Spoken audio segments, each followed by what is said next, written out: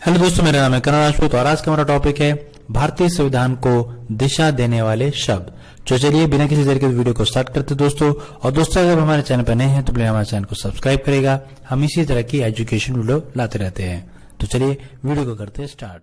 तो यहाँ पे हम बात कर रहे हैं भारतीय संविधान को दिशा देने वाले शब्द।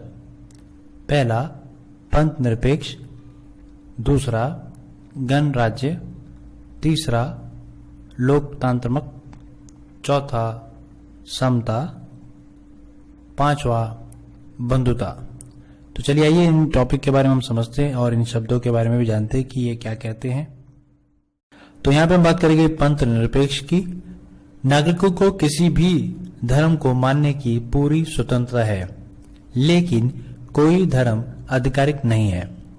तो जैसे कि हम भारतीय हैं तो हमारे भारत देश में कई तरह के धर्म के लोग रहते हैं और अपने अपने धर्म को निभाने की पूरी स्वतंत्रता होती है, लेकिन हमारे देश में कोई भी धर्म जो है वो आधिकारिक नहीं है। यानी कि इसका अर्थ है कि जैसे हम ये कह सकते हैं कि राष्ट्रीय धर्म नहीं है या नेशनल रिलीजन्स नहीं है, तो आप ये कह सकते हैं। तो सभी धर्मों को संपूर्ण रूप से संपूर्ण स्वतंत्र वे अपने धर्म का पालन कर सकते हैं, वे अपने धर्म का प्रचार कर सकते हैं, क्योंकि आप ये जानते हैं कि हमारे भारत देश में कई प्रकार के धर्म के लोग रहते हैं। तो इसीलिए इंडिया में ये शब्द यूज किया गया है पंथ निरपेक्ष। और अब हम बात करेंगे गणराज्य की। शासन का प्रमुख लोगों द्वारा चुना हुआ व्यक्ति होगा। तो यहाँ पे अगर हम बात करें तो शासन का जो भी प्रमुख लोग है या जो भी व्यक्ति उसको चलाएगा वो लोगों द्वारा, यानी कि जो इंडियन पीपल्स है, ये भारतीय जो लोग हैं उनके द्वारा ही वह चुना जाएगा जो शासन करेगा या शासन व्यवस्था को देखेगा। लोकतांत्रिक सरकार का एक ऐसा स्वरूप जिसमें लोगों को समान राजनीतिक अधिकार प्राप्त रहते हैं। तो इसमें हम अगर बात करें तो सबसे पहले बात करेंगे राजनीतिक अधिकार के बारे में। तो राजनीतिक अधिकार जैसे कि आप चुनाव लड़ सकते हैं, अपनी पार्टी बना सकते हैं, जो भाषण दे सकते हैं, सभा करा सकते हैं और सरकार की नीतियों की आलोचना कर सकते हैं, समर्थन कर सकते हैं। तो ये जो होते हैं अधिकार वह राजनीतिक अधिकार में आते हैं।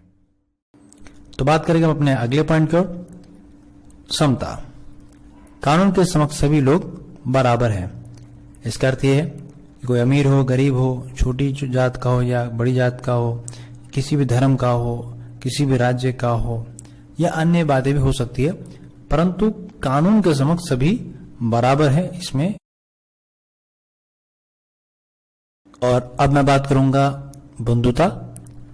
हम सब ऐसा आचरण करें जैसे कि एक परिवार के सदस्य हो। कोई भी नागरिक किसी दूसरे नागरिक को अपने से कमतर ना माने। तो यहाँ पे कहने का तात्पर्य ये है कि हमें बंधुता का मतलब यहाँ पे भाईचारा भी हो सकता है, भाईचारा आप कह सकते हैं। और कोई भी नागरिक दूसरे नागरिक को अपने से कम आके ना, क्योंकि हमें एक परिवार की तरह देखना है। बंधुता का मतलब यहाँ पे परिवार से रिलेटेड है, यानी कि हमारे जो देश के जितने भी हमारे भाई बंधु है एक तरह से उसको भाई बंधु के तौर पे आपको देखना, जिससे कि देश की अखंडता एकता बनी रहे। तो ये इस शब्द का मतलब है। तो आई होप कि ये टॉपिक आपको अच्छे से समझ में आ गया होगा। और फिर भी अगर आपको कोई प्रॉब्लम है किसी चीज में तो आप कमेंट सेक्शन में जरूर बताइएगा। वीडियो आपको अच्छा लगा तो प्लीज लाइक शेयर कमेंट जरूर करिएगा। धन्यवाद।